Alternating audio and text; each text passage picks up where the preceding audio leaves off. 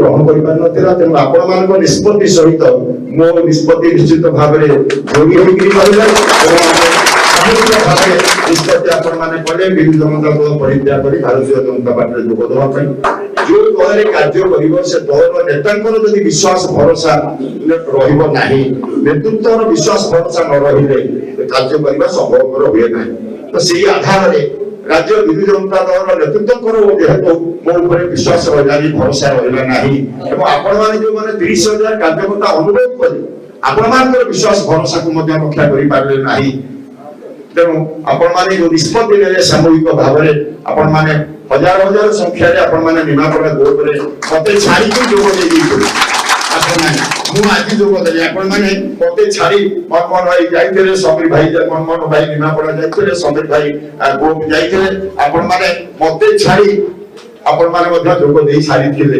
ତେଣୁ ଆଜି ମୁଁ ନିଶ୍ଚିତ ଭାବରେ ସଦାବେଳେ ଆପଣମାନେ ଜାଣନ୍ତି ମୁଁ ଲୋକଙ୍କ ନିଷ୍ପତ୍ତି ସହିତ ଯୋଡ଼ି ହେଇକିରି ଥାଏ।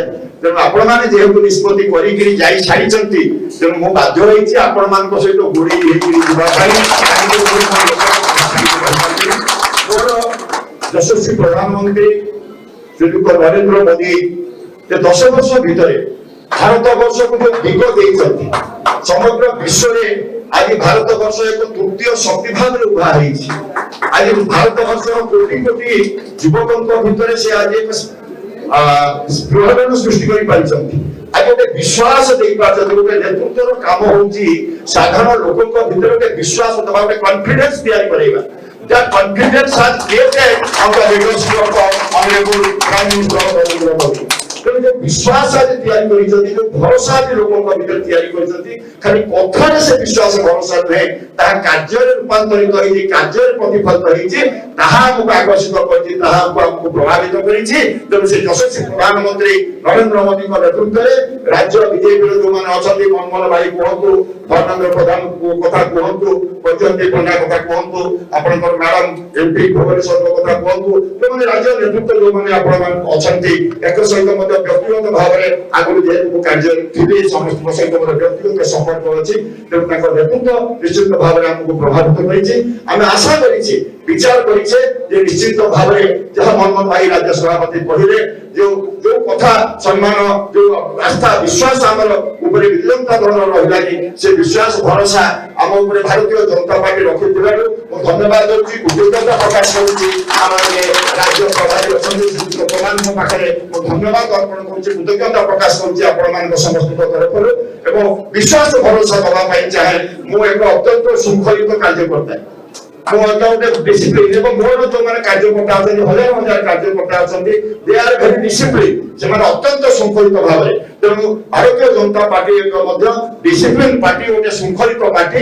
ତେଣୁ ସେ ନିଶ୍ଚିତ ଭାବରେ ଆମକୁ ଏ କଥାଟାକୁ ଖାପ ଖାଇବ ଏବଂ ଭାରତୀୟ ଜନତା ପାର୍ଟିର ନେତୃତ୍ୱରେ ନିମାପଡ଼ାର ବିକାଶ ଆଗକୁ ଯିବ।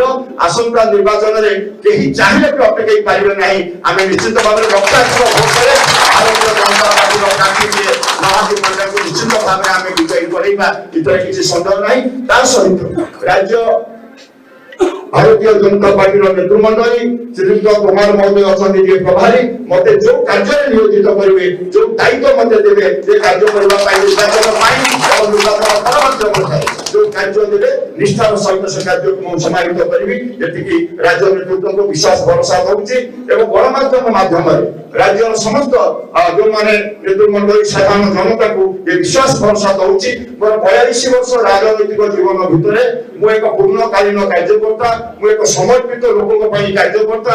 ମୋ ପରିବାର ଘନଶ୍ୟାମ ଦାସ, ମୋହନ ଦାସ, ଯୋଉମାନେ ଜମିଦାର ଇଂରେଜ ବିରୁଦ୍ଧରେ ଲଢେଇକୁ ଆମ ପରିବାର, ଜମିଦାର ବିରୁଦ୍ଧରେ ଲଢେଇରେ ଆମ ପରିବାର, ସାଧାରଣ ଲୋକଙ୍କ ପାଇଁ କାମ କରିବା, ଗରିବ ଲୋକଙ୍କୁ ଭଲ ପାଇବା, ସାଧାରଣ ଲୋକଙ୍କୁ ସମ୍ମାନ ଦେବା, ଇଏ ହଉଛି ମୋ ରାଜନୈତିକ ଜୀବନର ମୂଳ ବିନ୍ଦୁ। ଯୋଉ ବିନ୍ଦୁକୁ ଧରିକି 42 ବର୍ଷ ଧରି କାର୍ଯ୍ୟ କରିଛି ଏବଂ ବିଶ୍ୱାସ ଭରସା ଦଉଛି ଭାରତୀୟ ଜନତା ପାର୍ଟି ନେତୃତ୍ୱରେ, ସେଇ ବିନ୍ଦୁକୁ ଧରି ଆଗାମୀ ଦିନରେ କାର୍ଯ୍ୟ କରିବି। ଧନ୍ୟବାଦ। ବନ୍ଦେ ବନ୍ଦେ ଭାରତୀୟ ଜନତା ପାର୍ଟି ଜିନ୍ଦାବାଦ, ভগত ফুল জিন্দাবাদ, ভগত ফুল জিন্দাবাদ, নরেন্দ্র মোদী জিন্দাবাদ, যশস্বী প্রধানমন্ত্রী নরেন্দ্র মোদী জিন্দাবাদ, আমার প্রিয় প্রার্থী প্রভাতী পরিড়া জিন্দাবাদ। LIT Luxury Institute of Technology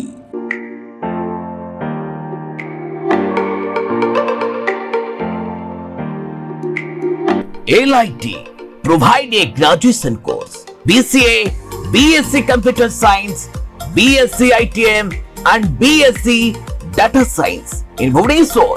Contact number 067425444690. LIT Lexia Institute of Technology.